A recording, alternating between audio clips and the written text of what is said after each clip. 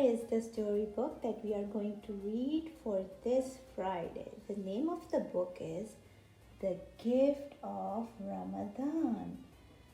Look at the beautiful cover of this. It's illustrated by Laura K. Holden and it's written by Rabia York Lombard.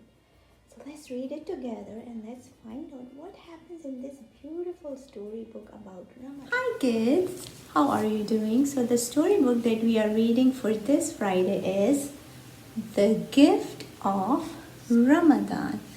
This is the storybook cover and we are going to see what happens in the story. Of course, from the title, it's something that's happening about Ramadan. So let's find out what happens in the story. The Gift of Ramadan. Let's see. Look at this. What are they doing? Let's find out. A rainbow of color winked at Sophia as she handed the Ramadan lights to her mommy. These were her favorite decorations because they made her feel as though a special guest was coming. Grandma raised an eyebrow. Pretty, she said. Pretty and sparkly, just like the heart of a person who fasts. Sophia stopped twirling. Really? Sophia loved sparkles, glitter, and stars. Her new ring, it was a gift from Grandma for her birthday last month. She is wearing a new ring on her finger that was given by her grandma.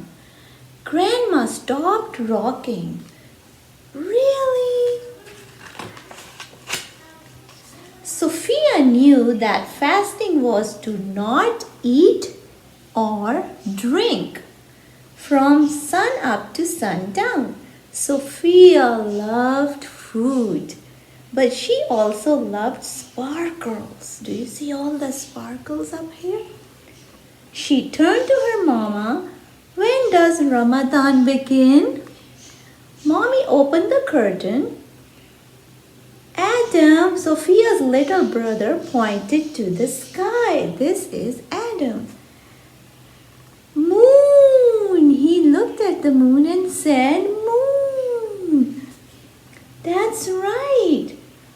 See how thin it is there? And Sophia said, yeah, I can see that.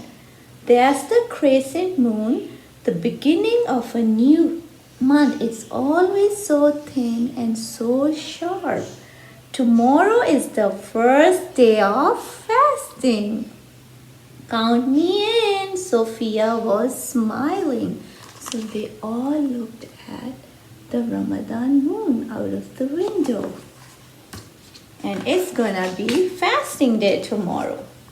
Mommy woke Sophia when it was so early, not even in the sun was awake. Time for sahur, she sang. Sophia sat down to a breakfast of eggs, fruit, and Dad's pancakes. But Sophia could barely keep her eyes open. You have to eat, Grandma told her.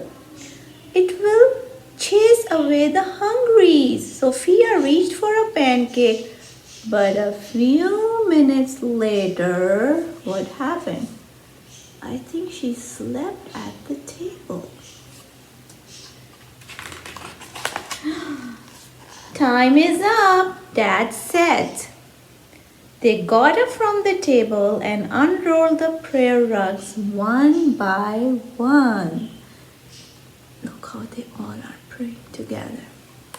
Sophia tried her best to stay awake, but the moment her head touched the ground, sleep came over her and she slept on the prayer rug. Mommy reached forward to nudge her, but Grandma waved her finger to say, let her sleep. It's okay. When Sophia woke up the second time, It was almost noon. Her tummy was empty and her throat was so dry. But even drinking water was against the rules. So Sophia decided to stay busy. She read for a while, she organized her closets from least to most sparkly. And then she started drawing. But her tummy began to gurgle louder and louder. I am drawing. She looked at her paper. Yikes! I have to get out of here. She got bored. Let's see what Sophia is going to do next. Sophia found Adam in front of the TV. In his hand was a big cookie. He waved it in front of her face and sang, "My cookie eat, yum, yum, yum." Sophia's tummy roared. The cookie looked so delicious. "Please stop." But Adam kept singing. Sophia clenched her hands. She bit her lips. She wanted to yell. Instead, she ran out of the room. Her brother chased her. Adam was fast, but Sophia was faster.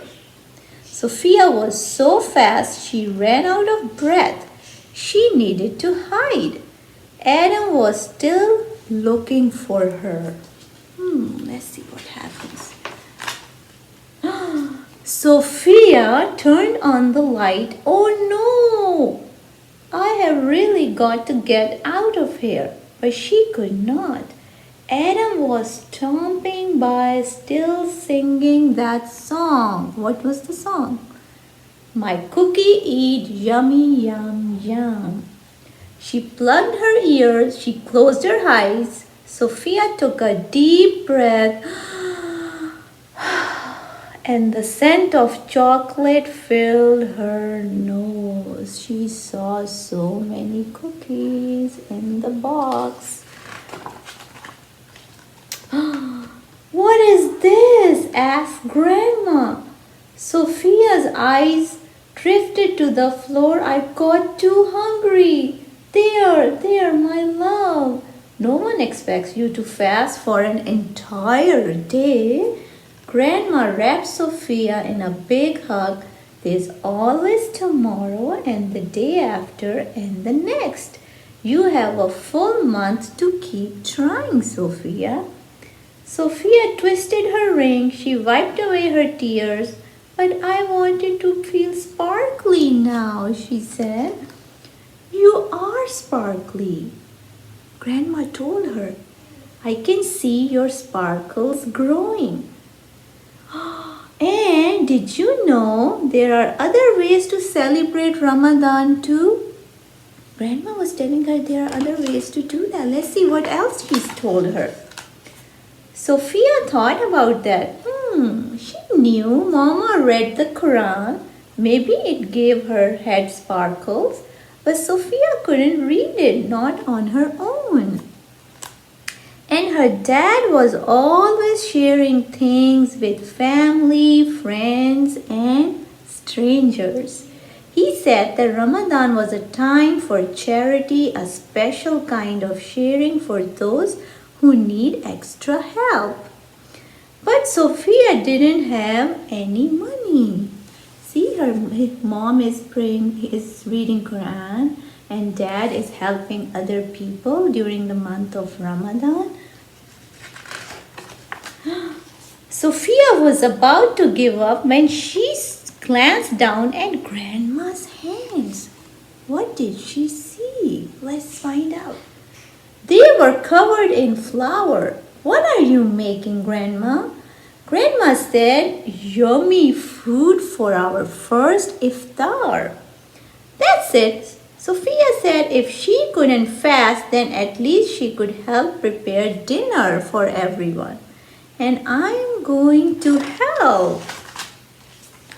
Sophia put on her apron and got to work.